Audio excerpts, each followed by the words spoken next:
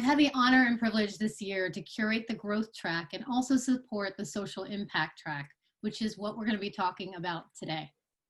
So if you are new to DC Startup Week, I just wanted to share it's a 5-day free conference for regional entrepreneurs in the DMV area every September. This year, obviously due to COVID, we've gone virtual, but we have had amazing, amazing experts and speakers speak on a multitude of topics at different levels of stages, depending on if you're early stage or even in growth stage. We've had a plethora of topics that if you haven't had a chance to take a look at additional topics, please do go to the Attendify platform and check out the rest of the schedule for the next couple days. So with this, being a free event, we really could not do this without our title sponsors and actually all of our partners and sponsors. But I do want to acknowledge our title ones. Next, Insperity, Wiz, and Technology Rivers. Thank you so much for being such great partners with us. And for many of you, an ongoing relationship has really, really helped amplify what we do every year. So I am so excited to bring this next session to you today. In the next 60 minutes, we're going to have a presentation and a discussion around how to create a strong brand around your social impact company. I have two great panelists that are going to bring different perspectives, because one is going to bring a perspective of what is brand, why is it important, okay? And the other one's going to dig deeper and what does it mean for a social good brand? And then we're all three going to have a discussion on the process to get your current state, where you are with your company. What's the process to create a strong brand? Why does it matter, right? Why does a social good social impact brand matter, especially when you're trying to attract clients, customers, right? Clients and customers, and obviously your employees. So it's going to be a very robust discussion. So with that, I'm going to introduce our panelists. I'm going to share their names and their backgrounds, brief backgrounds, and then ask them to intro themselves. First up, we have Christene Starin, a founder of Starin Strategies. It's an integrated marketing, branding, digital PR, and comp firm, and she can give you a lot more background in a second. And we have Raul Espinoza. He's the CEO of LiveLoud. It's a visual branding, photo, video, and consulting firm. And his mission is storytelling for good around the world. So with that, Christene, do you mind sharing a little bit of background on yourself? Yes, thank you all so much for having me. I'm very privileged to be here. So Starin Strategies is, as Seema said, an integrated marketing firm, and we focus on really developing strong, differentiated brands, helping companies understand their current landscape, who their competitors are, how they're currently viewed in the space, and then really helping them understand who their target audience is and craft a story that emotionally compels their audience to take action. Perfect. And Raul? Hey everyone, thank you Seema so much for the introduction. Yeah, LiveLoud is photo, video, and consulting. I get to work with storytelling and get to represent conscious good brands around the world in celebrating their stand on who they are, why they exist, the impact that they're making, and how do we cause that. And so really creating the world of a win-win, utilizing storytelling to bridge those gaps together to really celebrate what stuff we're actually creating in the world and how it could be progressive, beneficial, profitable, scalable, and all that fun stuff. So, so yeah, impact is going on all around. Oh my God, all the things that we're gonna dig in deeper on throughout this presentation. So excited to have you both here. So instead of initially just talking through Q&A, I have asked Christene and Raul to put together these little mini presentations to set the stage for us. So Christene, in a more broader sense, can you share your presentation on brand, the importance of brand, and some examples that you have? I would love that. Let me go ahead and begin sharing my screen. Alrighty, great. So as I shared, my name's Christene, and the things we're going to be discussing today is threefold. What is brand? What constitutes a strong brand? And examples of strong brands. Let me go ahead and make this bigger for you guys. Dive into what is brand, because unless we all have a similar understanding of what it is and how it's defined, we can't really move forward in a cohesive consistent manner unless we have a firm understanding of what kind of defines a brand. And I usually define it in 3 ways. It is expectation, story, and experience. And it has equal parts of all 3 of those. So first, brand is the emotional expectation your customer, consumer, volunteer, who interacts with your brand has about you. So it's the emotional expectation about their experience. Christine, yes. Can you hear me? Can you hear me? Yeah, I think your Wi-Fi is lagging a little bit because we're hearing a little, it's like going in and out. I wonder if we ask you to call in, unless you think there's a better way to just get your Wi-Fi a little stronger, because I want to make sure we're hearing everything you're saying properly. Yep. Thank you so much for stopping before I got too far. Let me go ahead and call in. Okay, and then we can mute you here. Just a quick tech check, Corey, we can just mute her here and she'll be fine on the phone. Yep. Okay. I want you guys to really hear what she has to say. It's really important. So I wanted to make sure we didn't have any technical difficulties. Alrighty.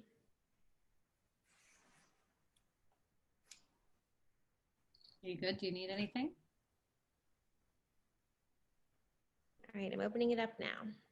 Hey, Seema, once you see her number come in, can you make her co-host so she can unmute herself? Yes. What?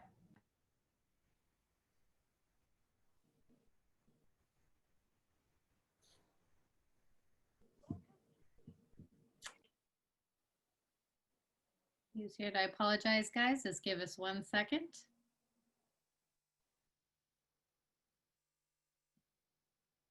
And, hey, Christine.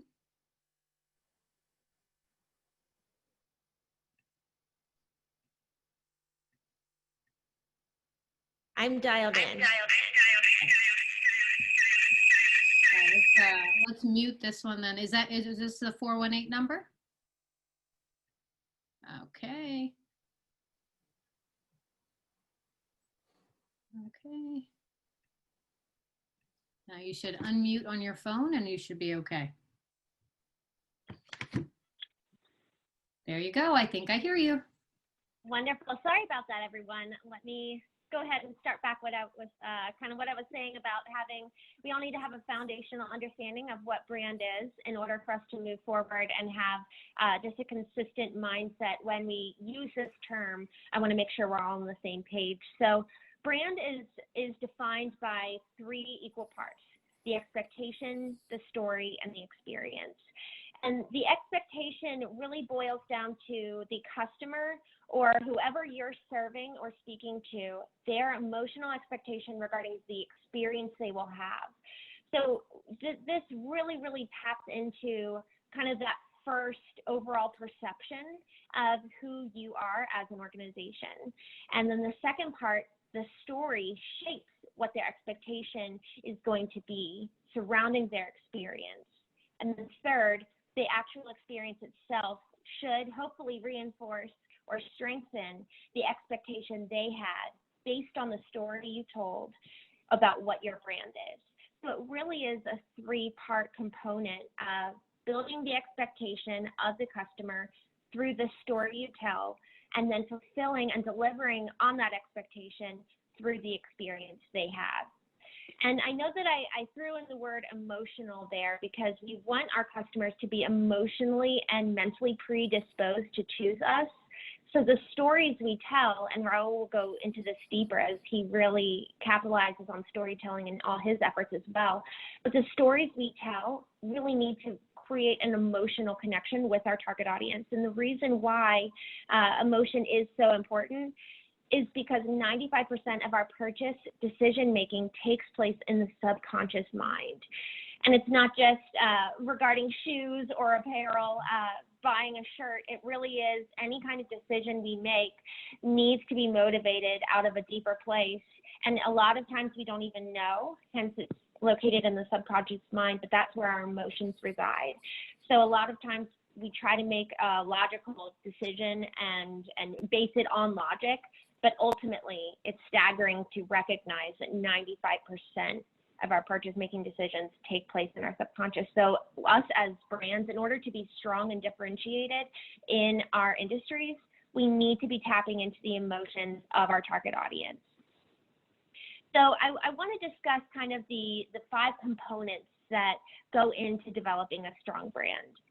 The first is understanding the competitor landscape, determining company values, defining target audience, crafting compelling story, and then delivering memorable experiences. So as it pertains to understanding the landscape, we live in such a crowded industry. There are brands right and left. The moment someone goes online, everyone is vying for their attention. They have customers have a ton of pulls in multiple different directions, which begs the question, how are you going to stand out and cut through the noise? In addition to just being a crowded industry, it's loud, and there's so many different options in terms of different brands who are similar to you, different organizations that have really similar compelling calls to action. So how are you going to craft your story in a way that emotionally connects with the audience and causes them to move and choose you, whether it's through a donation, volunteering opportunity, maybe purchasing a product to further drive your mission? But in this, I also wanted to point out that there really is a significant opportunity. While it is a crowded industry, while there is constant distraction, and being able to understand that so that you can clearly navigate, the opportunity is there. These are just a few different numbers that I wanted to point out just to kind of reinforce some hope on our end that it's not just a lost cause. It's really exciting how much weight and credit customers put online experiences and the interaction they have with brands online. Customers read an average of 10 online reviews before being able to trust a local business. 57% of consumers will only use a business if it has 4 or more stars, and 91% of 18 to 34-year-old consumers trust online reviews as much as personal recommendations. These numbers are not surprising to an extent, but also just really create a sense of urgency that we really need to be in where our customers are. Where is our target audience? Where do they spend their time? How can we provide the reassurance for which they're looking, the reviews, the testimonials, the positive feedback regarding interacting with our brands? So really understanding the landscape in which we play as an organization is vital. Understanding the competition, where our target audience is, and what their current perception is. Next, I really wanted to, this kind of leads into the second point regarding our target audience, but also our values. They go so hand in hand. I like to refer to it as the heart and soul. The heart of the company is ultimately the company values. It's the why behind the business. It's the foundation on which you make every single decision, and it's the foundation on which that differentiates you from your competitors. In turn, the soul is the target audience, and it is vital that you hold equal weight for both your company values and your target audience, because you could have incredible value system, you could have the strongest why, but if you don't know who your audience is, much less being able to clearly communicate with them and communicate why you're different and why you stand out, you've got the heart without the soul. And so being able to clearly understand and perhaps even divulge, maybe you don't have a clear company value set, that is just so critical because, and I'll go into this in a bit regarding an example of a strong brand that made a critical business decision that everyone else would have called foolish, but it was in line with their values and reaped massive profit and ROI for them. So it's just very critical that we have that foundational value system, and then in turn, understanding our audience. Let me just go to this next slide. Understanding your audience, who they are, how they think, how they function, answering those key questions. What are their pain points? On which elements will they resonate with us? And then building out messaging that relates with every single element of this customer journey. Being able to understand exactly who your audience is and where they are and their perception and understanding of you as an organization is vital in order to meet them exactly where they're at a personalized approach, and being able to really, really be that that answer and solution to their problem or concern. On the customer journey, it's a funnel. The top is just initial awareness. They really don't know much about you, but they're aware that there is a problem, whether it's a problem with their current status quo, a problem in their community, a problem at home, whatever it looks like. They know at first that there's an issue, which then leads them down into the second part of the funnel, the consideration stage, which is then they start going and looking for a solution. They're looking for someone to solve their problem, and this is when, again, harkening back to understanding the landscape, they'll be looking at your competitors, seeing what people are saying, reading those online reviews, and this is where you need to come in strong, being differentiated from your competitors, so that when they compare you to your competitors, you shine by far in your industry versus your competitors. The third part in the customer journey is the conversion, where you've connected with the target audience. They have converted. They're now a customer, a donor, a volunteer. But then the fourth part is an element that is so, so critical to the customer journey, which a lot of organizations fail to do strongly and execute well. It's turning the customer into an evangelist. It's teaching them the same story that you taught them at the beginning when they kind of in that consideration stage, curious about solutions, curious about competitors, curious about you. It is having that strong story be able to be shared by them now because they have had such an incredible experience with you. You were so consistent in delivering a memorable experience, delivering on their expectation, that they can then regurgitate your story about your brand. And then as a result of that, they are becoming your biggest evangelist. So moving down, I really want to harp now on, and this is just so, so critical. We're understanding the landscape in which you're playing. We've developed company values. We're understanding your target audience, and then going down to the messaging component. This is one of my favorite quotes. People remember information when it is weaved into narratives up to 22 times more than facts alone. It is so critical to not only know who you are, what your value system is, who your target audience is, but then being able to connect with them at every stage of the customer journey with a powerful story and messaging that resonates with each different type of person that may come into contact with you. Not everyone is your target audience. I do want to point that out. Strong brands, strong differentiated brands have lovers and haters. And so it's okay if not every single person is your target audience, but ultimately, whether they love you or they hate you, they should be able to clearly understand what you do and why you do it and how it could help them, even if they're choosing not to go in that direction and choose you.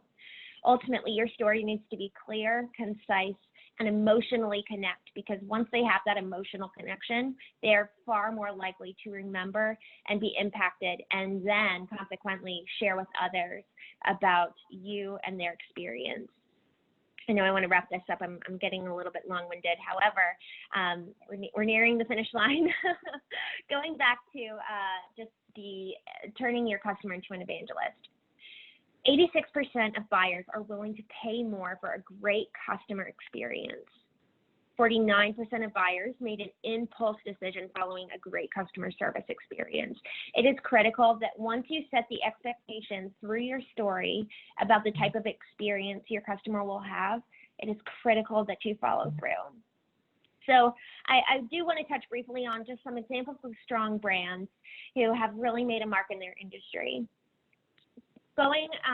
Just referencing back to the organization that made a big business decision in alignment with their values, not what their competitors were doing, is Southwest. Southwest made a pretty big and what others might define as foolish decision when they decided to not charge bags for their flying customers. They were estimated to lose $450 to $550 million a year because they were unwilling to do that. But their brand values are they want people to feel like they're having a fun time, and they want to feel cared for.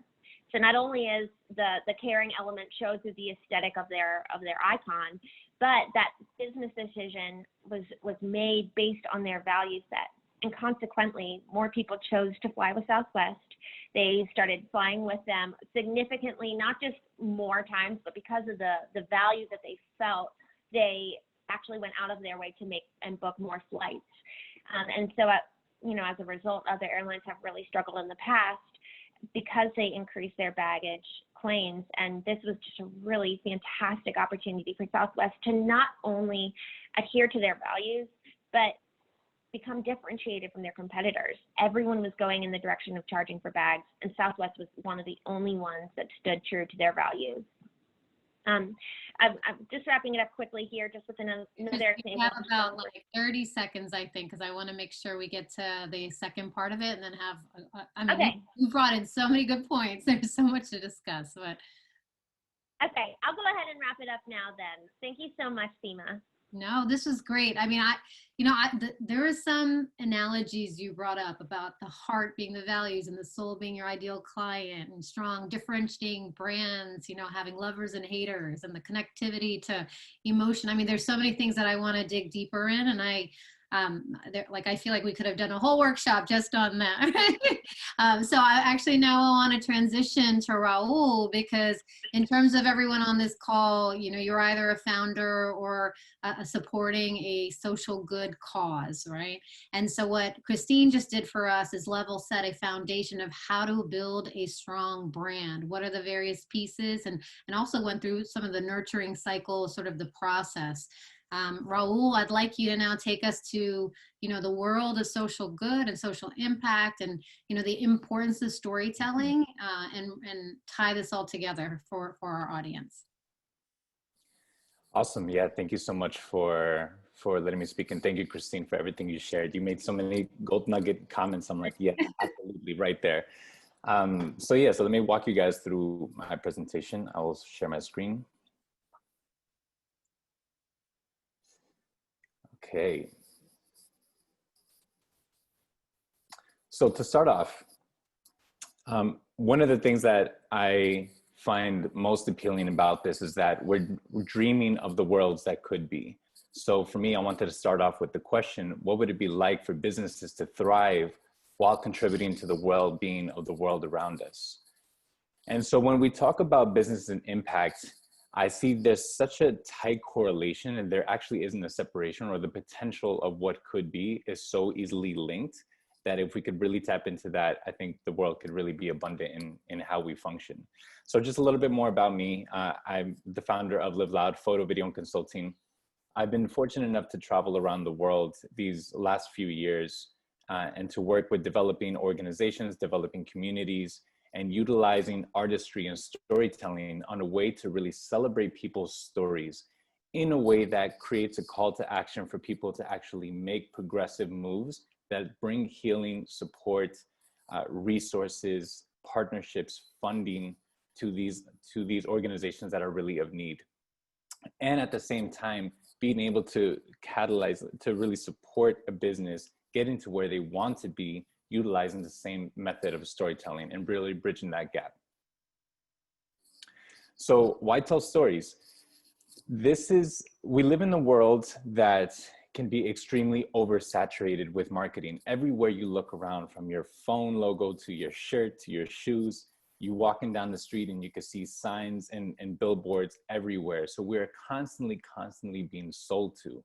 Now, in this world where we start to become desensitized, we're in a very interesting time right now where, because of COVID, because of everything that's been going on in our communities, utilizing social media and the internet itself, we are making the world more available to common knowledge.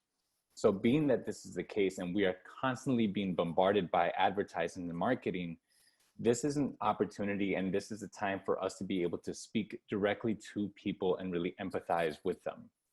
So bridging the world of business and impact.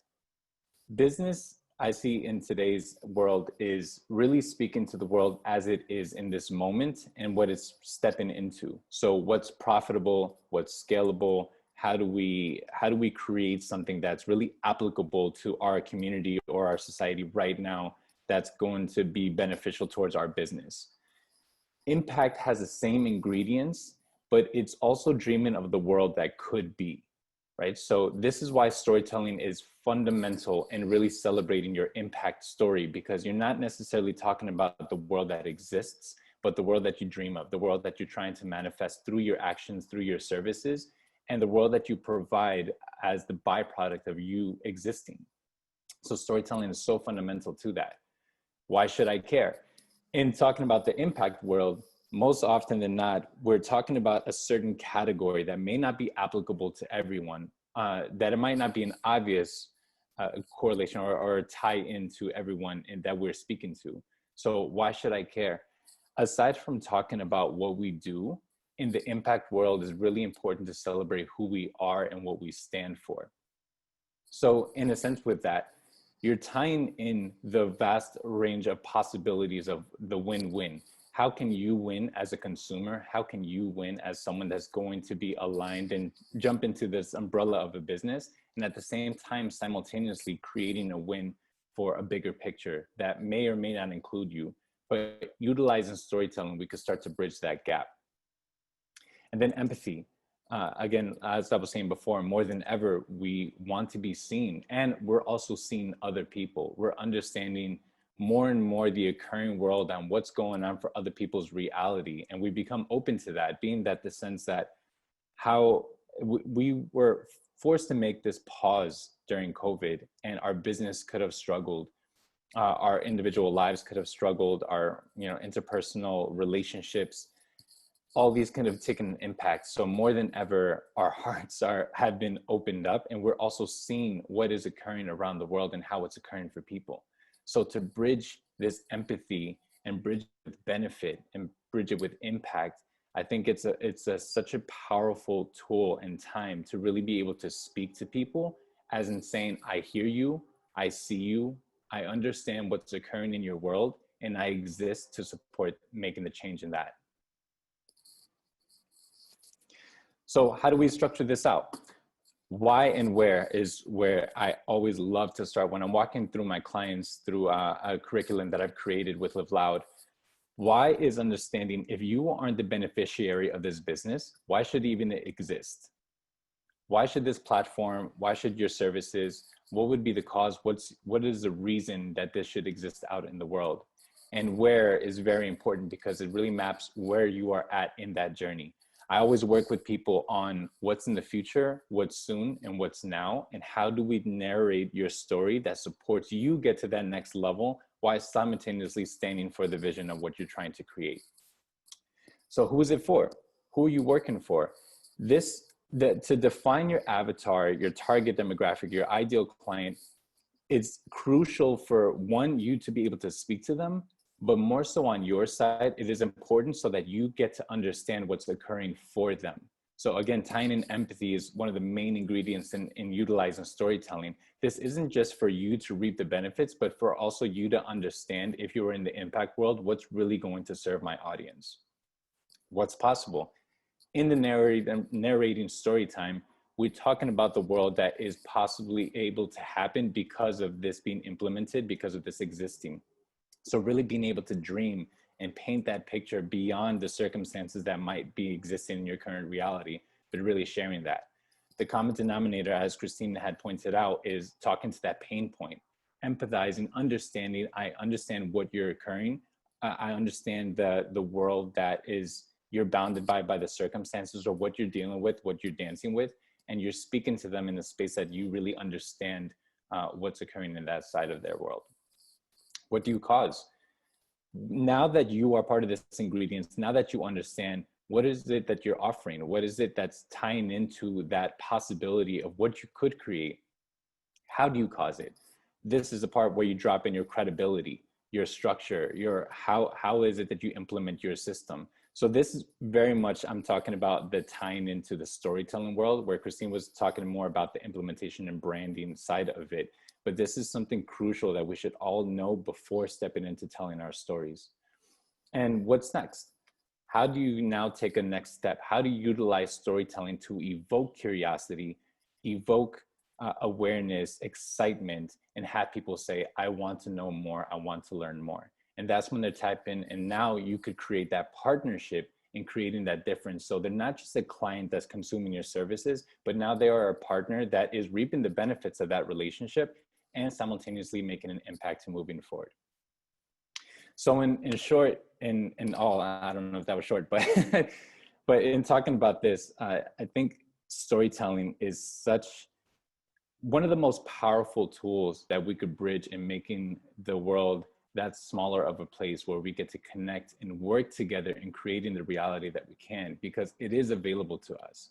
And if we could really see how we could tie in the scale and our ambitions and our growth in our business, and also see how simultaneously we could contribute to the development of the world around us, be that right in our community or all around the world, I think utilizing storytelling is the method that we could use to actually make that happen. Thank you so much, Raul. That was a very compelling. I always get every time I think about your background and what you've done the last couple of years and all the organizations that you've supported and the ability to tell their story, I get blown away. I'm truly humbled by the work that you do. But actually, I have a question around that, because a lot of the work I do, I work with visionary founders, and some of them are in the social impact space.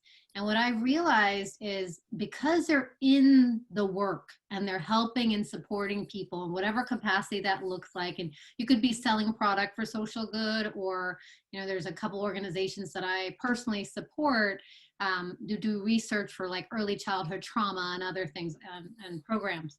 But they're so humble where it's hard for them to tell their story. It's hard for them to share the research that they've done. And I keep telling them, if your goal is impact, we have to create ways to get the word out, right? And I think it's really like, what advice, Christine or Raul, you guys can take it, whichever one is appropriate, but what advice do you give a founder that, is afraid, because there is a level of stepping into courage and like sharing all the stuff that you've done, because you don't want it to be ego driven, but without sharing it in a authentic way, people don't know what they don't know. So I'm curious, any perspective there? Yeah, definitely. It's funny to hear the language that's coming into my head, because it sounds very kumbaya and very heartfelt.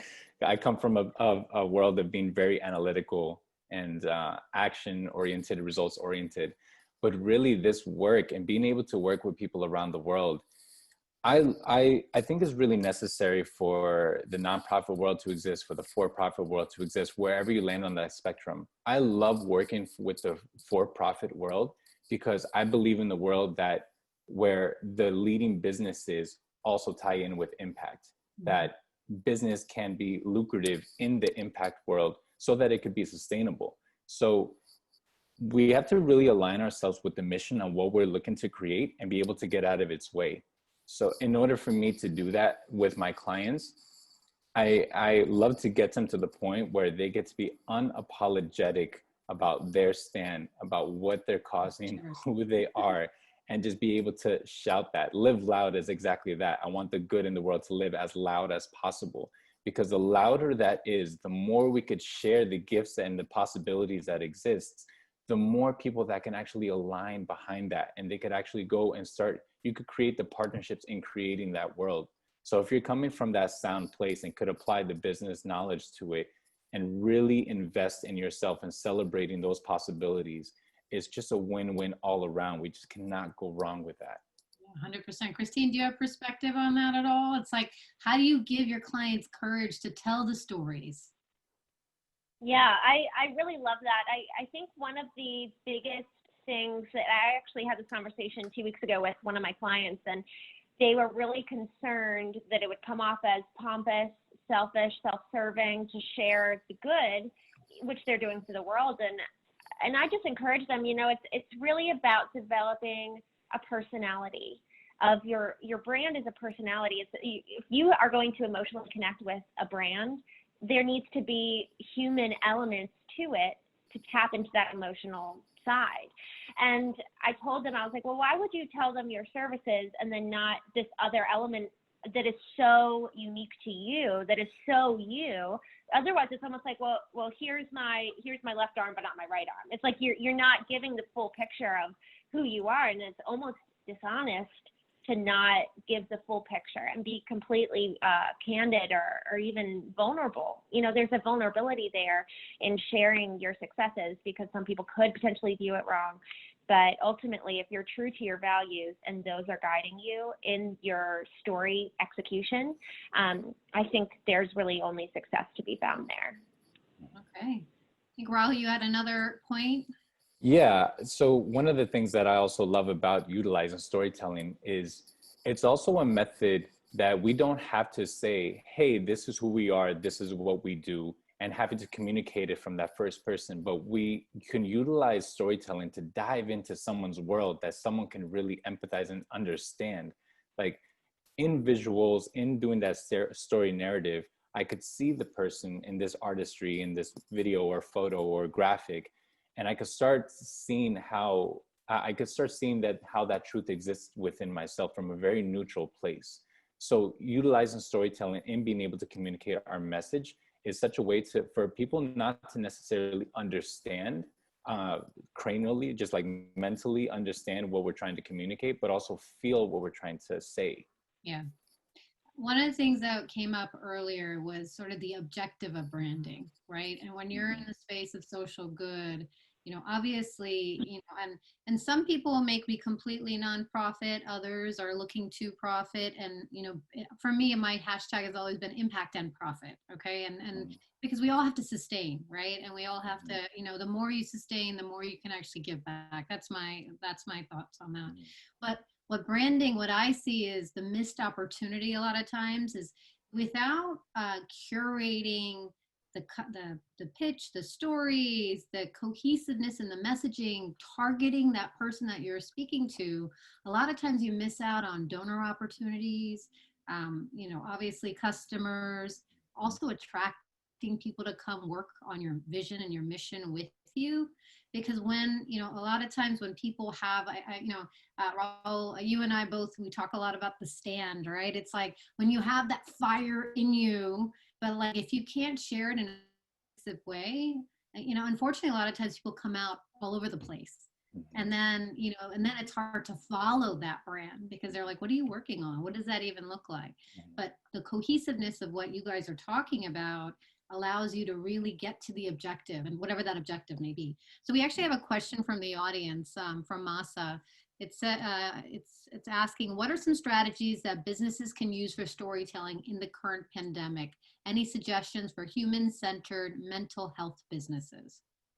That's very specific, but anything specific coming to you guys from actually, I have one thought because I was just sharing, I do a lot of work for the Laurie Center. We raise a lot of money. They're early childhood trauma folks. And with the pandemic, you know, there's a lot going on with mental health right now. I mean, I think it's actually amplifying that we need more people supporting and more people sharing authentically what's going on.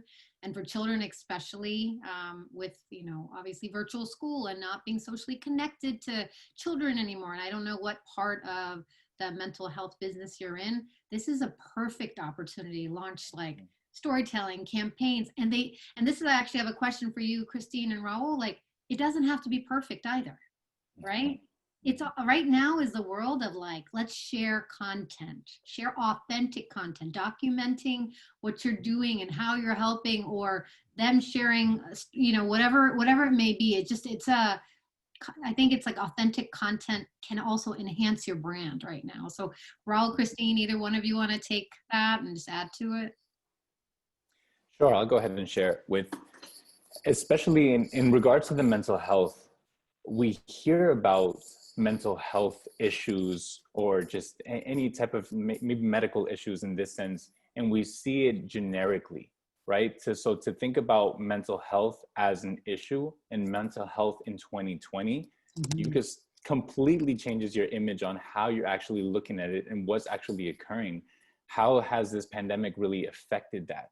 How has it shown up to people's lives individually, and what's occurring right now down the street on the next neighborhood, right? So how do we go and represent and tell that story about what's actually occurring right now?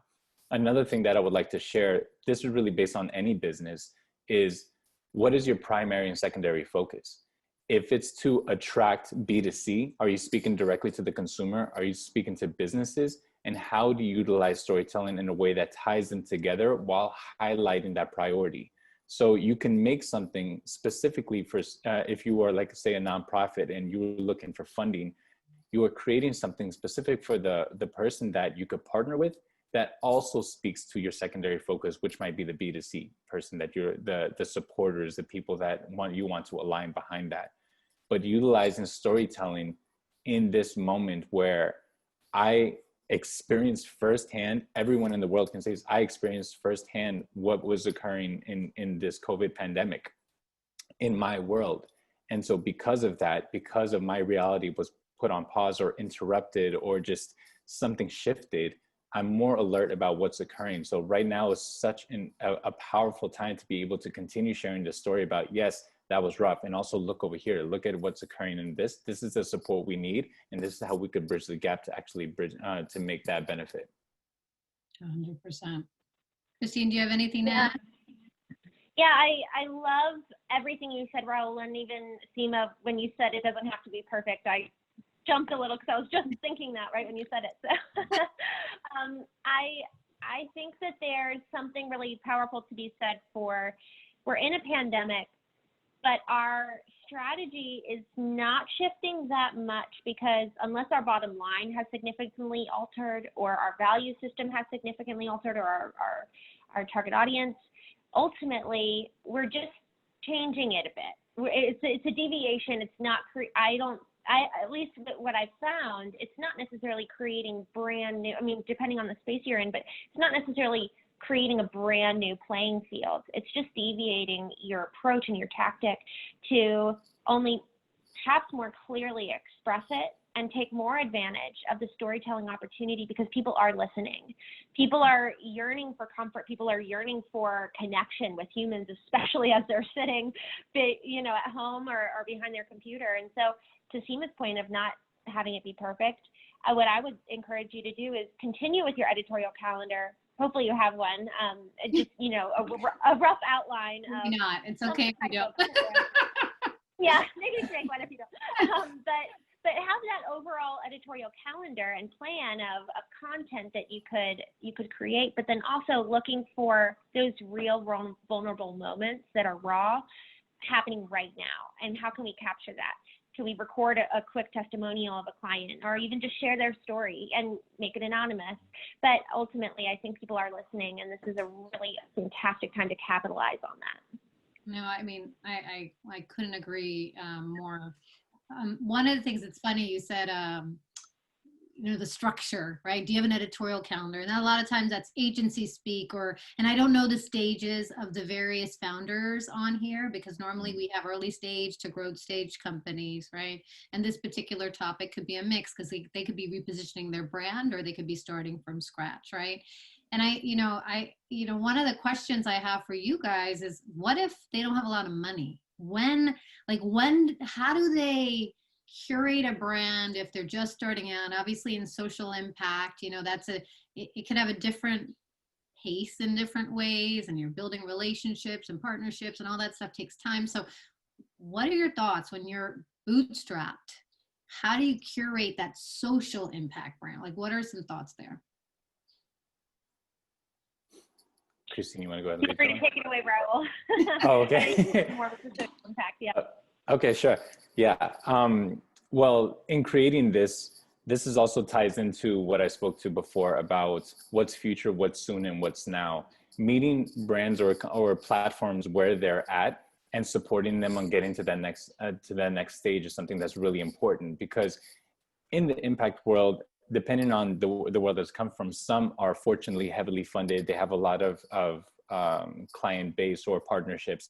But if you're just looking to get and step out, how can we start creating the structure now to get you to that next benchmark and to leaving that forward? So I've worked with some people who have come to me and asking for that variety of platforms, from video content to photography, but they don't have the means in order to be able to work to that caliber. So where can we start that authentically tells your story, captures it, and supports you getting to that next level of funding or the next level of clientele so that you could upgrade to your next mission of creating that video content that really speaks to that and putting out something of a higher caliber out into the world.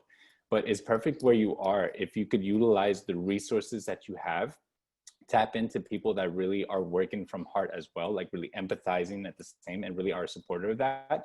And how do we create, based on my bandwidth right now, what can I create? How can I tell these stories in a form that draws attention, as in campaign form or in just selling services, so that way I can hit my next benchmark and continue getting these messages heard?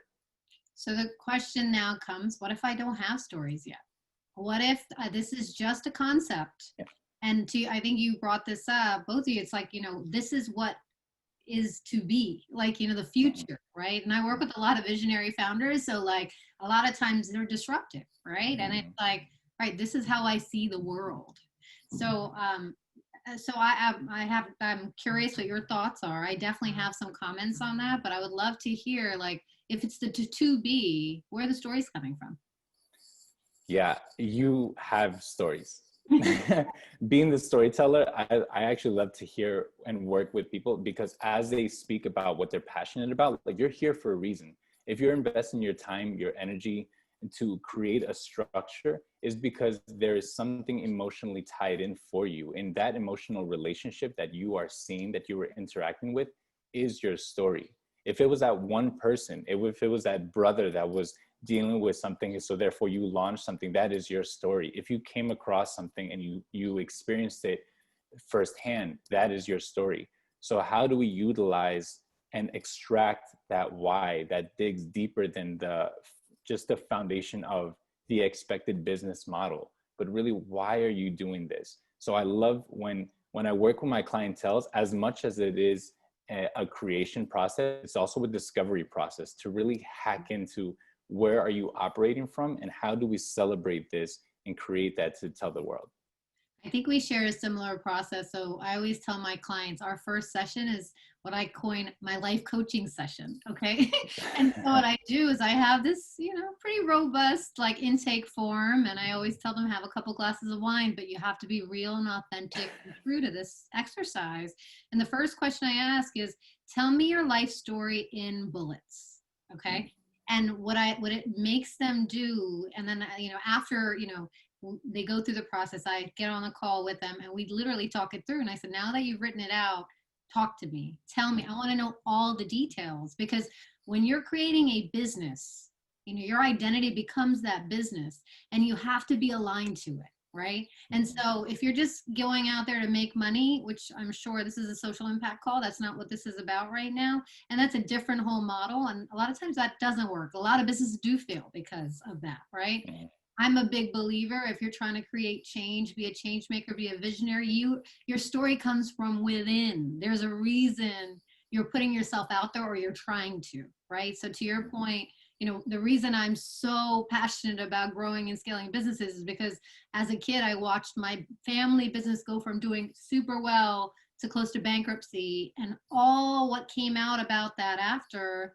And I'm like, I'm a strategist. I can help people, and I go a lot deeper in that story now, but it took me a while to figure out where that fire came from, right? And now I can share it. And I'm like, oh, okay, now there's this, but like, do the work, or start writing. This is an exercise, actually, one of my previous coaches gave me.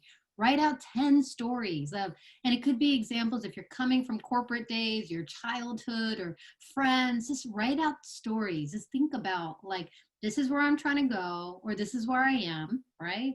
Write out the things that now can add the social proof to why you're doing what you're doing and the results that can come out of it, right? And I think that's just a more practical approach to starting to think about this stuff.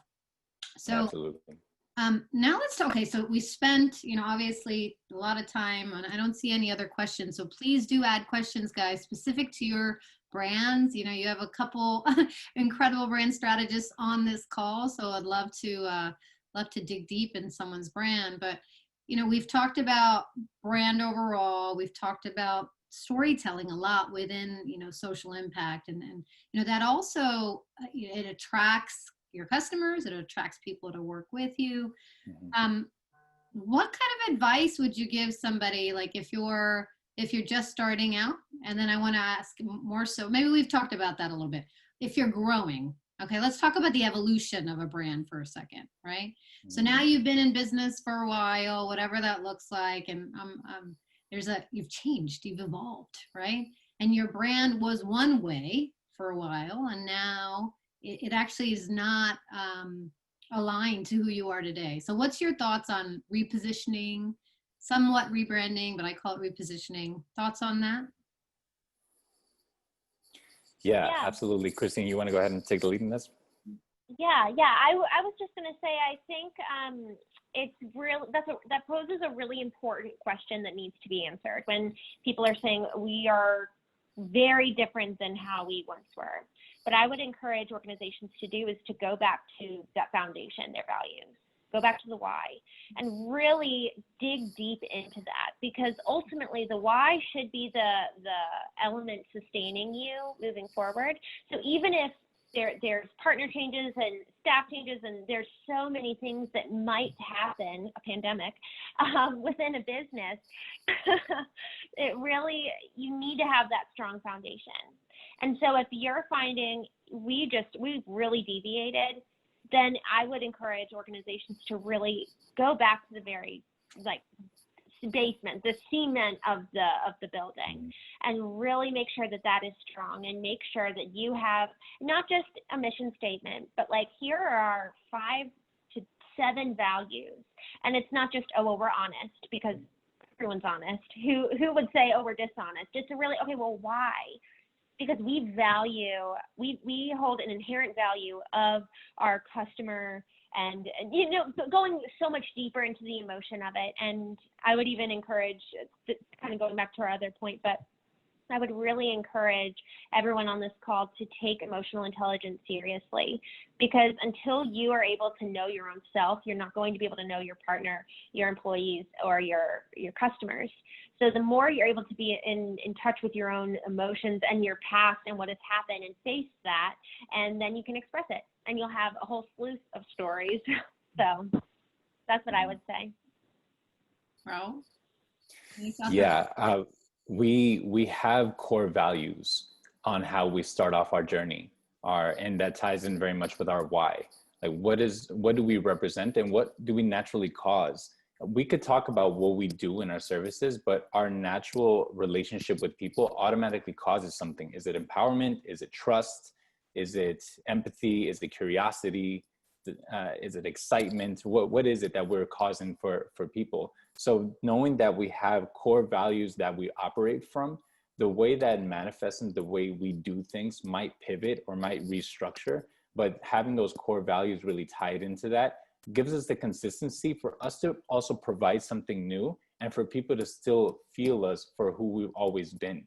So this is also a great way to hold on to the clientele relationships, the trust that we've developed over our time in existence as we've expanded. And now that we're transitioning to something new, we could still say, hey, it's still us, and this is also what we're up to. This is where we see the possibilities growing into. And the second thing that would plug in every single time I work with my clients, I'm not necessarily just documenting who they are and where they are right now. I'm documenting who they're transitioning and growing into.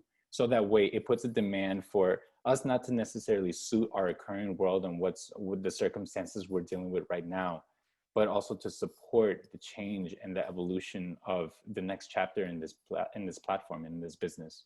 I love that. I love that. I love that. So we have 2 quick questions from the audience. One, recordings, we're working on the recording strategy, Masa. So thank you for all your feedback. I'm glad you're finding this really helpful for you. We have a question from Tarek. Do you create the story of your brand's why based off of what rings the most true to you? Or do you write the story in multiple ways to try to connect as best as possible with different target markets?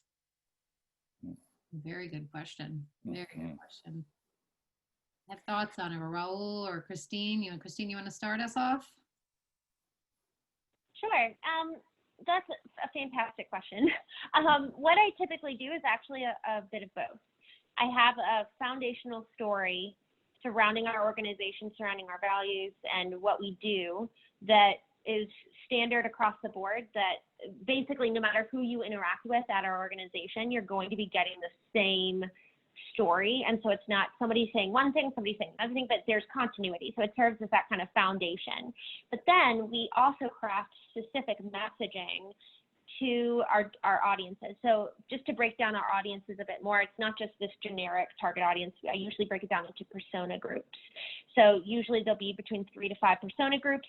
And then based on each persona group, there's different needs and pain points according to each one. And then we'll take our story and cater it to that specific pain point, sharing how we solve for their problem, and then we'll build it out specific messaging beyond that in the funnel of the customer journey. So when they're interacting with us, you know, let's say Sally is the CEO and she has some specific pain point, I'll create messaging for her awareness stage, her consideration stage, once she's a customer, and then how I want to turn her into an evangelist. So if you can visualize it, it's like, here's our top brand story, here's our target audience and our personas, and then we've got supporting messaging below that. That's how I do it. So Raul, I'm curious to hear what you do. Yeah, so in this journey from A to B, to really understand and empathize, guiding our platform, our clients, or, you know, the people that we're serving through, again, it goes back into the empathizing with them and having a conversation. When we have a conversation with anyone, person to person, I am where I'm at, you are where you are at, and we're connecting based on these levels. So that way we could also talk about what we're stepping into, and we could educate each other and inform each other and move each other based on where we're at. So going on that story as you're creating your story, yes, that has to do with you, and it also has to do with who you're speaking to and what do you actually want to cause with this story. Again, so taking in the multiple ingredients on where they're at, what do you see as possible, and how do we create that road there, so that way we're actually going and creating the results we want to see. So it could work in multiple story forms, but there isn't really a separation because you're in it. You're already in it. So you're just furthering the connection and with your clientele and your audience, and speaking to the truth that exists for the both of you. No, I couldn't agree with you both more. Like, I like Christine is talking very strategically. You know, here's this larger brand story. Here's your target audiences. Here's how the messaging is going to resonate to them. So get it out in the market in that way. Raul, you're talking more about like the transformation, right? Mm-hmm. What is it that you're taking your ideal client through from they are here right now? You want to get them here. Now this here over there, it better be a strong pain point.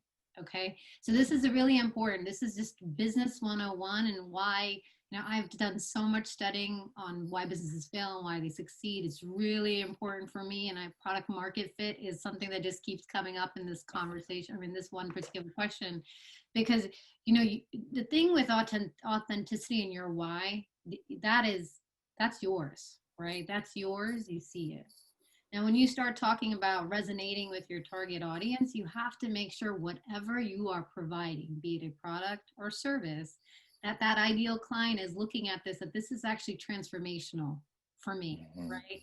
Because if you're selling something that is, even if you have the best messaging, you know, but if you're not essential in their mind in that moment, you're not connecting with them, right? And so I think there is this concept of product market fit, or just making sure that your product or your solution actually resonates to your client. And it's stronger when you have that to help support when you get into really brand curation, right? Because you want to make sure before you go into this extensive process of curating your brand, that what you're providing is really something of need and of transformation. Because Raul, that's exactly where you were going. It's like, you're here, but we're going to take you here. We're taking you on the journey, right? So with that, we are at 11 o'clock. I cannot go over. We're on like these marked times. I feel like we could have this conversation for so much longer. Thank you so much, Raul and Christine, for all your golden nuggets. Thank you for the audience for participating. We have plenty of other sessions in all of our tracks that you can look at on Attendify today. And then the next 2 days, we have about 60 more sessions. Things have been going really, really well. I'm hoping you're going to get a lot more out of this week. So thank you all, and we'll see you soon. Take care.